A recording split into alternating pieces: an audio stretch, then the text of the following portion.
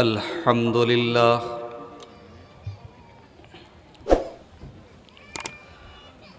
نحمده ونستعينه ونستغفره ونعوذ بالله من شرور أنفسنا ومن سيئات أعمالنا من يهده الله فلا مضل له ومن يضلل فلا هادي له وأشهد أن لا إله إلا الله وحده لا شريك له وأشهد أن محمدًا عبده ورسوله يا أيها الذين آمنوا اتقوا الله حق تقاته ولا تموتن إلا وأنتم مسلمون يا أيها الناس اتقوا ربكم الذي خلقكم من نفس واحدة وخلق منها زوجها وبث منهما رجالا كثيرا ونساء واتقوا الله الذي تساءلون به والأرحام إن الله كان عليكم رقيبا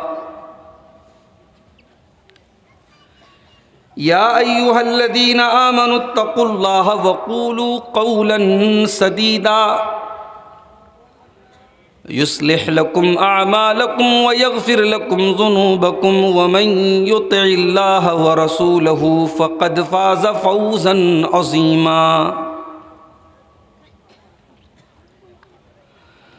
أما بعد فإن خير الحديث كتاب الله وخير الهدي هدي محمد صلى الله عليه وسلم وشر الأمور محدثاتها وكل محدثة بدعة وكل بدعة ضلالة وكل ضلالة في النار أعوذ بالله من الشيطان الرجيم بسم الله الرحمن الرحيم وعباد الرحمن الذين يمشون على الأرض هونا وإذا خاطبهم الجاهلون قالوا سلاما والذين يبيتون لربهم سجدا وقياما والذين يقولون ربنا اصرف عنا عذاب جهنم إن عذابها كان غراما إنها ساءت مستقرا ومقاما صدر محترم علماء کرام، محترم بزرگوں، نوجوان ساتھیوں، ماؤں اور بہنوں، پیارے بچوں،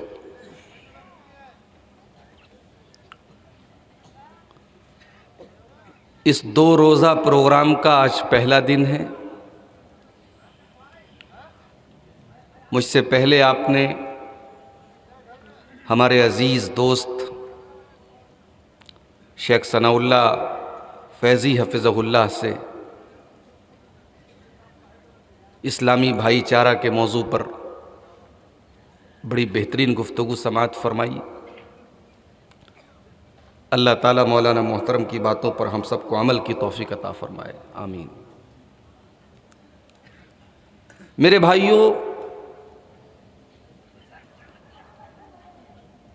ہمارا اور آپ کا مزاج تقریریں سننے کا ہے، عمل کرنے کا نہیں ہے۔ خاص طور سے جب بنگال میں آتا ہوں، ابھی کل میرا پروگرام ممبئی میں تھا۔ ممبئی میں رات میں پروگرام نہیں ہوتا، وہاں عام طور سے پروگرام مغرب بعد شروع ہوتا ہے، 10 بجے ختم ہو جاتا ہے، اور بڑا لمیٹیڈ ٹائم ملتا ہے تقریر کرنے والوں کو، بڑا سیمت سمے ملتا ہے۔ آدھا گھنٹہ، 20 منٹ، 25 منٹ، بہت زیادہ ٹائم ملے گا 40 منٹ۔ وہاں یہ پریشانی ہوتی ہے کہ میں 40 منٹ میں، آدھا گھنٹے میں بات کیسے پوری کروں، اور آپ کے یہاں جب آتا ہوں تو لوگ کہتے ہیں مولوی صاحب 2 گھنٹہ بولیے گا، 1.5 گھنٹہ کم سے کم بولیے گا۔ کلکتہ کے آگے کھڑگپور ایک جگہ پروگرام میں گیا، میں نے کہا صاحب میری طبیعت خراب ہے، بولے کچھ بھی ہو آپ کو 2.5 گھنٹہ بولنا پڑے گا۔ تو یہ مزاج اچھا ہے کہ آپ تقریر سننے کے شوقین ہیں، مگر تقریر کو صرف سننا نہیں ہے، اس پر عمل بھی کرنا ہے۔ صحابہ کا طریقہ کیا تھا؟ حضرت عبداللہ بن عباس رضی اللہ تعالیٰ عنہ فرماتے ہیں کُنَّا لَا نَتَجَاوَزُ 10 آیات حَتَّى نَتَعَلَّمَهُنَّ وَنَعْمَلَ بِهِنَّ۔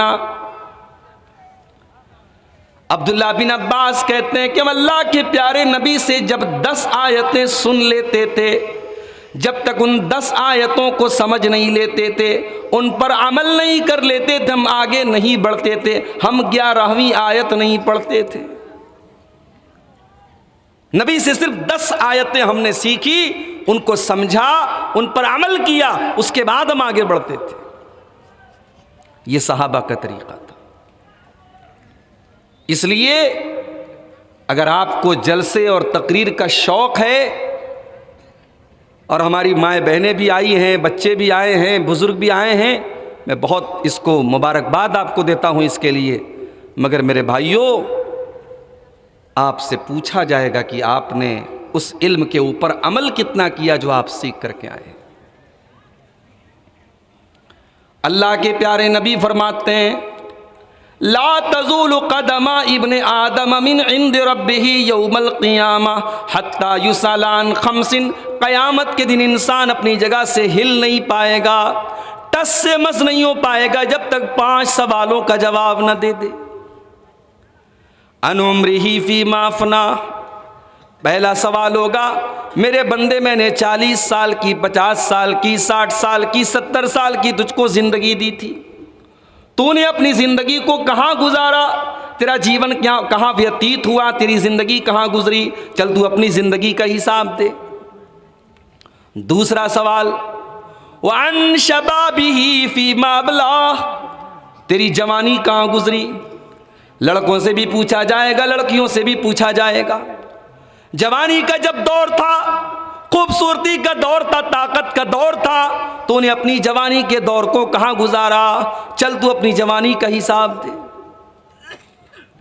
تیسرا سوال وعن مالہ من این اکتسبہ، تو نے اپنا مال کہاں سے کمایا، کہیں ایسا تو نہیں کہ افیم اور چرس کا دھندا تو کرتا تھا، کہیں ایسا تو نہیں کہ سود و بیاج کا دھندا تو کرتا تھا، کہیں ایسا تو نہیں کہ لوگوں کا حق تو مارا کرتا تھا، کہیں ایسا تو نہیں کہ حرام چیزوں کا تو کاروبار کیا کرتا تھا۔ من این اکتسبہ، تو نے مال کہاں سے کمایا۔ چوتھا سوال وفیما انفقہ، تو نے مال کہاں پر خرچ کیا، کہیں ایسا تو نہیں لڑکی کی شادی ہوئی تو نے 1 کروڑ کا زیور بنا کر کے اپنی بیٹی کو دیا تاکہ پورے گاؤں کے اندر یہ مشہور ہو جائے کہ تو بہت بڑا آدمی ہے، تو بہت پیسے والا آدمی ہے۔ غریبوں کی بیٹیاں بیچاری بن بیاہی بیٹھی رہ گئیں، ان کے باپ اپنی بیٹیوں کی شادی نہ کر سکے، لوگوں کے گھر میں کھانا نہ بن سکا، غریبوں کو کمبل نہ مل سکے، غریبوں کے سر پر چھت نہ مل سکی، اور تو کروڑوں لوٹاتا رہا، تو اپنے مال کو یہاں وہاں برباد کرتا رہا۔ وفیم انفقہ، تو نے مال کہاں پر خرچ کیا۔ اور 5واں سوال وماذا عمل فیما علم، میرے بندے تو تقریروں میں جایا کرتا تھا، تو نے عبدالغفار صاحب کی تقریر سنی، تو نے ثناء اللہ فیضی کی تقریر سنی، تو نے مولانا فضل الرحمان صاحب کی تقریر سنی، تو نے 2 دن کے جلسوں کو اٹینڈ کیا، تو نے علماء کے بیانات سنے، تو نے یوٹیوب کے اوپر بہت ساری تقریریں سنی۔ وماذا عمل فیما علم، تو نے اس علم کے اوپر عمل کتنا کیا، یہ سوال ہوگا۔ اس کے لیے ہمیں اور آپ کو تیار رہنا پڑے گا میرے بھائی۔ گفتار کے غازی نہ بنو، کردار کے غازی بنو۔ بڑی بڑی باتیں کرنے سے کوئی انسان بڑا نہیں بن جاتا جب تک اس کے قول و عمل کے اندر مطابقت نہ ہو، جو بات وہ کہہ رہا ہو اس بات کے اوپر اس کا عمل بھی نہ ہو۔ اور اسی لیے آج میں نے جو ٹاپک چنا ہے، جو وشے چنا ہے، قرآن کریم کے 19ویں پارے میں اللہ تعالیٰ نے اپنے کچھ وشیش اور اسپیشل بندوں کا ذکر کیا ہے۔ بندے تو سب اللہ کے ہیں، مگر اللہ نے اپنے کچھ بندوں کو اپنا بندہ کہا ہے۔ جیسے ایک باپ کے 5 لڑکے ہوتے ہیں، ایک لڑکا ایسا ہوتا ہے جو باپ کا بڑا لائق بیٹا ہوتا ہے، باپ اس کی ویلو کو سمجھتا ہے باپ کہ ہاں یہ بیٹا میرا بہت اچھا ہے، تو باپ سب سے کہتا ہے میرا بیٹا تو وہ ہے۔ اس کا مطلب یہ نہیں ہے کہ باقی بیٹے اس کے بیٹے نہیں ہیں۔ اسی طریقے سے بندے تو سب ہیں اللہ کے، مسلمان بھی اللہ کا بندہ، غیر مسلم بھی اللہ کا بندہ، جو اللہ کے آگے سر جھکاتا ہے وہ بھی اللہ کا بندہ، جو پتھر کے آگے سر جھکاتا ہے وہ بھی اللہ کا بندہ، جو نیک ہے وہ بھی اللہ کا بندہ، جو نافرمان ہے وہ بھی اللہ کا بندہ۔ مگر اللہ نے اپنے کچھ اسپیشل بندوں کا ذکر کیا ہے۔ قرآن کا 19واں پارہ اٹھائیے، سورہ فرقان کی آیت نمبر 63 سے لے کر کے 76 تک، 63 سے لے کر کے 76 تک اللہ تعالیٰ نے اپنے کچھ خاص بندوں کا ذکر کیا، کچھ وشیش بندوں کا ذکر کیا، کچھ اسپیشل بندوں کا ذکر کیا، اور اللہ نے ان کی 12 کوالٹیز بتائی ہیں، 12 خوبیاں بتائی ہیں، اور یہی 12 چیزیں بیان کر کے میں اپنی تقریر ختم کر دوں گا۔ ہم اور آپ غور کریں کہ کیا یہ 12 چیزیں آج ہمارے اندر پائی جاتی ہیں؟ اگر یہ 12 چیزیں ہمارے اندر ہیں تو اللہ نے ان 12 چیزوں کو بیان کرنے کے بعد فرمایا اولئک یجزون الغرفۃ بما صبروا ویلقون فیہا تحیۃ وسلاما۔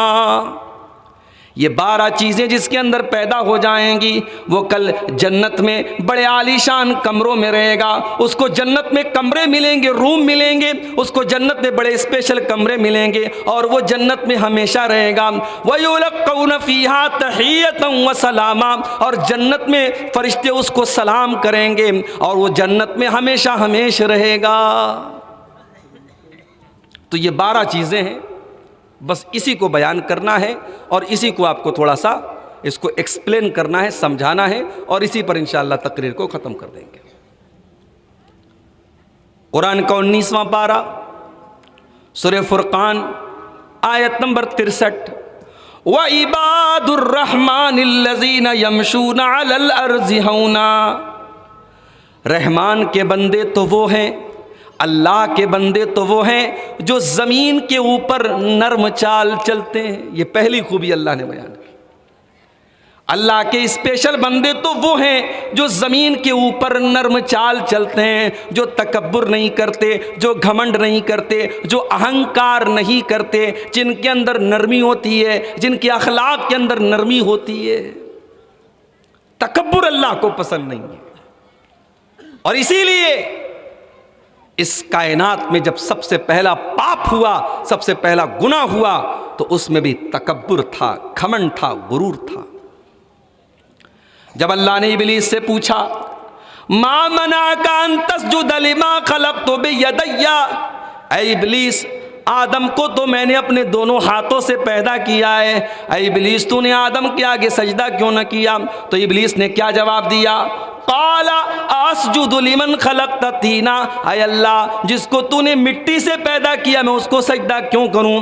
خلقتنی من نار وخلقتہ من طین، تو نے مجھ کو آگ سے بنایا اور آدم کو مٹی سے بنایا، اے اللہ آگ سے پیدا ہونے والی چیز مٹی سے پیدا ہونے والی چیز کو سجدہ کیوں کرے؟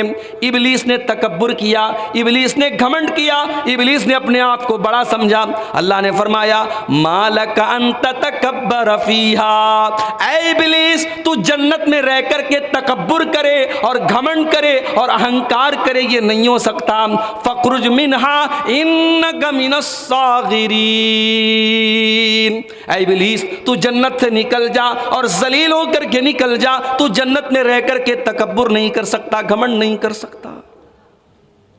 اللہ کو گھمنڈ پسند نہیں ہے، اسی لیے اللہ نے قرآن کے 15ویں پارے میں فرمایا وَلَا تَمْشِ فِي الْأَرْضِ مَرَحًا، زمین میں اکڑ کر کے نہ چلا کرو، إِنَّكَ لَن تَخْرِقَ الْأَرْضَ وَلَن تَبْلُغَ الْجِبَالَ طُولًا، نہ تو تم زمین کو پھاڑ سکتے ہو، نہ تم پہاڑوں کے اوپر چڑھ سکتے ہو، نہ تو تم اتنے لمبے ہو کہ پہاڑ کے برابر ہو جاؤ، اور نہ تم اتنے بھاری ہو کہ زمین کو پھاڑ دو۔ جب تم زمین کو پھاڑ نہیں سکتے، تم پہاڑ کے برابر نہیں ہو سکتے، تو اے انسان تو مٹی سے پیدا کیا گیا ہے، تو حقیر پانی سے پیدا کیا گیا ہے، تو تکبر کیوں کرتا ہے، تو گھمنڈ کیوں کرتا ہے، تو اہنکار کیوں کرتا ہے؟ اللہ کو تکبر پسند نہیں ہے۔ اسی لیے جب حضرت لقمان اپنے بچے کو نصیحت کرتے ہیں، اپنے بچے کو بڑی قیمتی باتیں بتاتے ہیں، تو انہی قیمتی باتوں میں ایک بات یہ بھی بتاتے ہیں وَلَا تُسَعِّرْ خَدَّكَ لِلنَّاسِ وَلَا تَمْشِ فِي الْأَرْضِ مَرَحًا، اے میرے بچے تو جب لوگوں سے ملا کر تو گال پھلا کر کے نہ ملا کر، اور زمین میں تو اکڑ کر کے نہ چلا کر۔ إِنَّ اللَّهَ لَا يُحِبُّ كُلَّ مُخْتَالٍ فَخُورٍ، اللہ تعالیٰ گھمنڈیوں کو پسند نہیں کرتا، اللہ تکبر کرنے والوں کو پسند نہیں کرتا۔ اللہ کو تکبر پسند نہیں ہے میرے بھائی۔ بڑا گھمنڈ تھا قوم عاد کو، قوم سمود کو، اللہ نے ان کو بڑا لمبا چوڑا بنایا تھا، بڑی لمبی چوڑی ہائٹ والے لوگ تھے وہ، اتنا طاقتور اللہ نے بنایا تھا کہ پہاڑوں کو کاٹ کاٹ کر کے وہ مکان بناتے تھے، اور بڑے فخر سے کہا کرتے تھے من اشد منا قوہ، ہم سے زیادہ طاقتور کون ہے، ہم سے زیادہ پاورفل کون ہے، ہم سے زیادہ شکتیشالی کون ہے۔ اللہ نے ایسا عذاب بھیجا فَأَمَّا سَمُودُ فَأُهْلِكُوا بِالطَّاغِيَةِ، قوم سمود کے اوپر ایک زبردست آواز کا عذاب آیا، ایک زبردست طوفان کا عذاب آیا۔ وَأَمَّا عَادٌ فَأُهْلِكُوا بِرِيحٍ صَرْصَرٍ عَاتِيَةٍ، اور قوم سمود کے اوپر اللہ تعالیٰ نے بہت خطرناک آندھی چلا دی، بہت زبردست ہوا چلا دی، اور اتنے برے طریقے سے ان کی موت ہوئی۔ اللہ فرماتا ہے كَأَنَّهُمْ أَعْجَازُ نَخْلٍ خَاوِيَةٍ، جتنی تیز ہوا آئی کہ ان کی ڈیڈ باڈی، ان کے مرنے کے بعد ان کا سر کہیں پڑا ہے، ان کا دھڑ کہیں پڑا ہے، جیسے کھجور کے سڑے ہوئے تنے ہوتے ہیں اور کھجور کے سڑے ہوئے پیڑ ہوتے ہیں، قوم عاد کے لوگوں کے سر اور دھڑ الگ الگ پڑے ہوئے تھے۔ تکبر پسند نہیں ہے اللہ کو، گھمنڈ پسند نہیں ہے۔ او دولت والو، تمہیں اللہ نے دولت دی ہے، بہت اچھی بات ہے، مگر اس دولت کا مطلب یہ نہیں کہ تم دوسروں کو حقیر سمجھو۔ او میری پیاری ماں بہنوں، اگر آپ کا شوہر پیسے والا ہے اور آپ نے 5000 کی ساڑی پہنی ہے، آپ نے 4000 کا سوٹ پہنا ہے، اور آپ کی پڑوسن بیچاری غریب ہے، اس نے 500 روپے والا سوٹ پہنا ہے، اس نے 400 روپے والی ساڑی پہنی ہے، آپ کو اس بات کا کوئی حق نہیں پہنچتا کہ آپ اس کو حقیر جانیں، آپ اس کے مقابلے میں اپنے آپ کو اعلیٰ اور برتر سمجھیں۔ مذاق مت اڑاؤ کسی کا، حقیر مت سمجھو کسی کو۔ اسی لیے اللہ نے قرآن کے 26ویں پارے میں فرمایا یا ایھا الذین آمنوا لا یسخر قوم من قوم عسى ان یکونوا خیرا منہم، اے ایمان والو خبردار کوئی کسی کا مذاق نہ اڑائے، نہ مرد کا مذاق اڑائے، ولا نساء من نساء عسى ان یکن خیرا منہن، اور کوئی عورت کسی عورت کا مذاق نہ اڑائے۔